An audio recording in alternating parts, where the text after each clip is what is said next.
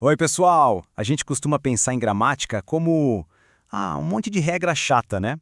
Mas e se a gente pensasse nela como a planta baixa, a arquitetura por trás das histórias que mais nos emocionam? É exatamente isso que vamos fazer hoje. E para essa exploração, nada melhor que um clássico do Pedro Bandeira, A Marca de uma Lágrima. Vamos descobrir juntos como a estrutura da nossa língua consegue dar vida, dor e até suspense para essa história incrível.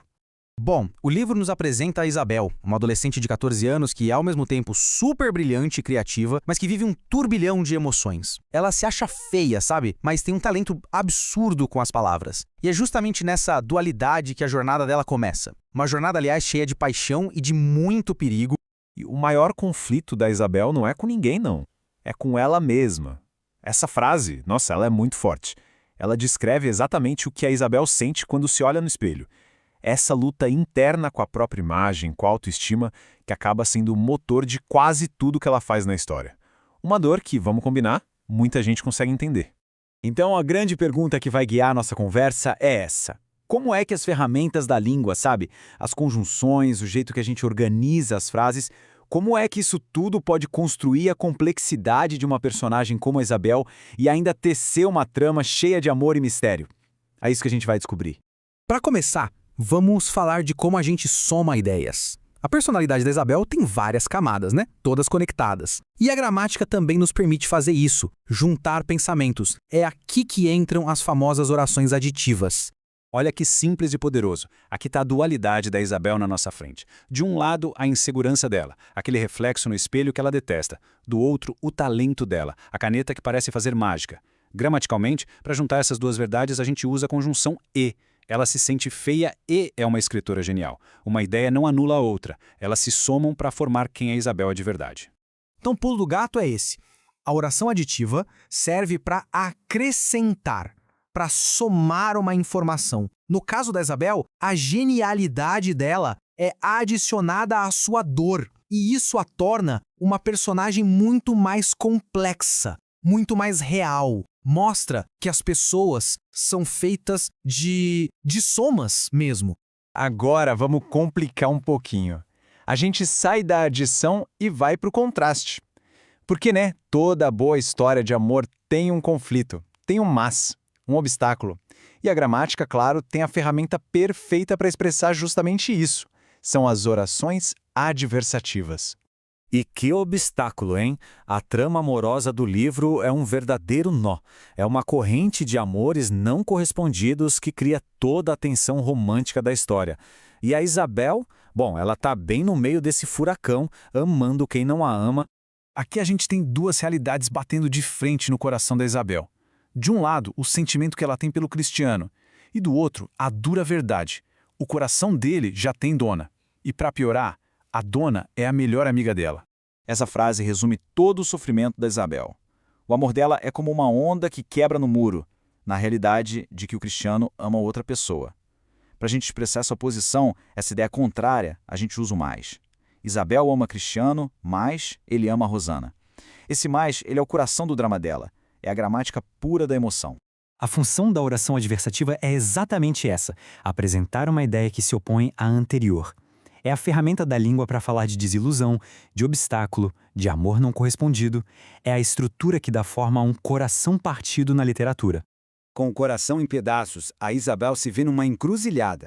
E toda grande personagem precisa fazer escolhas difíceis, né? Na gramática, a ferramenta que apresenta essas escolhas são as orações alternativas. E aqui está o dilema da Isabel. Bem claro. Um caminho é o do silêncio, guardar o sofrimento só para ela. O outro é usar o seu maior talento para escrever cartas em nome da amiga, ou seja, ajudando o amor da sua rival. A escolha é terrível. E a palavra que define essa escolha é ou. Sofrer em silêncio ou dar voz ao amor de outra pessoa. Essa decisão muda todo o rumo da história. É isso. A oração alternativa nos coloca diante de possibilidades que se excluem. É a gramática da decisão. E para uma personagem, cada escolha dessas, cada ou, pode significar um caminho completamente novo, com outras alegrias e, claro, outros sofrimentos. Mas a história não é só romance, não. A trama fica mais densa quando um assassinato acontece na escola. Aí o tom muda, vira suspense. Agora, a gente não tá mais buscando escolhas, mas sim razões, motivos. E para isso, a gente usa as orações explicativas. A situação fica bem séria. A vida da Isabel agora está em perigo. Mas por quê? A própria sinopse do livro já dá uma pista. Ela viu algo que não era para ter visto. E por ter sido testemunha, ela se tornou um alvo. Aqui a gente vê a causa e o efeito. A Isabel tem perigo por causa de algo que ela viu. Para conectar essas duas ideias, a gente usa uma oração explicativa, com a conjunção pois. Isabel corre risco de vida, pois testemunhou um segredo. Essa explicação nos dá um motivo do perigo e aumenta muito a tensão. Agora a gente quer saber o que foi que ela viu. E essa é a função da oração explicativa. Ela justifica o que foi dito antes. Numa trama de mistério, essas orações são fundamentais. Elas revelam pistas, explicam os motivos dos personagens e, aos pouquinhos, vão desvendando o que realmente aconteceu. Chegamos ao clímax da nossa análise.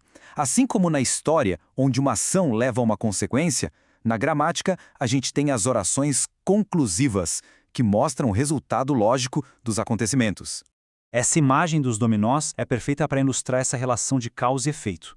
A primeira peça, que ela ter testemunhado o crime, derruba todas as outras, e isso leva à conclusão lógica e aterrorizante, o perigo iminente. A palavra que amarra o fato à sua consequência é portanto. Ela viu o assassino, portanto, sua vida está em perigo. Uma coisa leva diretamente à outra, não tem como escapar.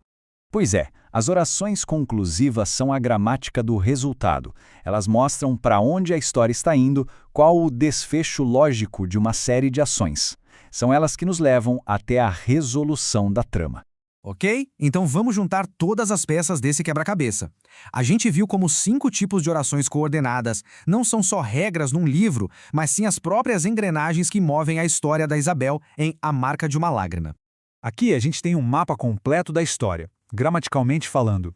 As aditivas constroem a complexidade da personagem. As alternativas criam um conflito de amor. As alternativas colocam a Isabel diante de um dilema. As explicativas trazem um suspense, dando uma razão para o perigo. E, finalmente, as conclusivas nos mostram as consequências das ações dela. Todas juntas, tecendo a narrativa. E para a gente terminar, fica esta reflexão. A gramática é como se fosse o código-fonte das narrativas. Quando a gente entende isso, não estamos lendo só as palavras, mas a própria estrutura da emoção, do conflito, da resolução. Então, da próxima vez que pegar um livro, preste atenção nessas pequenas palavras de ligação. A pergunta que fica no ar é: que segredos da sua história favorita a gramática poderia revelar, hein?